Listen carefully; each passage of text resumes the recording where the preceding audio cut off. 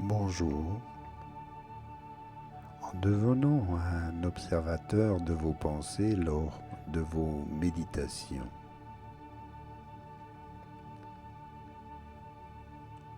vous êtes beaucoup plus attentif. Et lorsque vous percevez un son, vous savez qu'il a pris naissance dans le silence, qui lui-même est suivi d'un autre silence. Il est plus difficile de percevoir que le silence coexiste avec le son. Le silence est toujours présent. Le son ne fait qu'apparaître sur le silence, l'espace d'un instant. Le son n'est que l'une de nos sensations. De la même façon, on peut percevoir que toutes les autres sensations se peignent également sur le silence. D'où naissent vos sensations? Où vont-elles? D'où viennent vos pensées?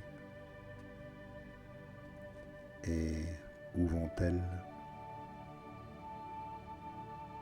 Plus votre esprit s'apaise, plus il perçoit le silence sur lequel apparaissent les sensations et les pensées.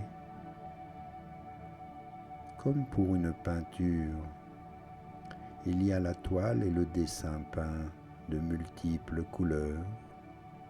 La plupart des spectateurs observent le dessin et oublient la toile qui est derrière.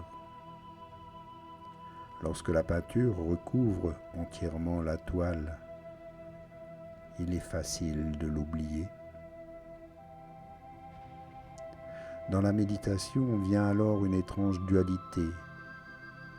On perçoit à la fois le silence calme, vaste et profond, et la richesse des sensations et des pensées qui naissent et disparaissent dans ce silence. À la jonction de ce troublant paradoxe, il y a notre observateur, celui que nous qualifions de « je ». Je suis. Je suis celui qui observe. Je suis celui qui est. Mais qui est cet observateur? Question troublante car pour observer l'observateur, il faut qu'il se fractionne lui-même en deux. Et la question n'est pas pour autant résolue, car alors qui est l'observateur qui observe l'observateur? C'est une chasse à l'infini sans conclusion logique.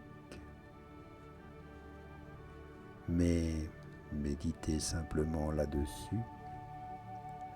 Amusez-vous. Jouez avec cette idée.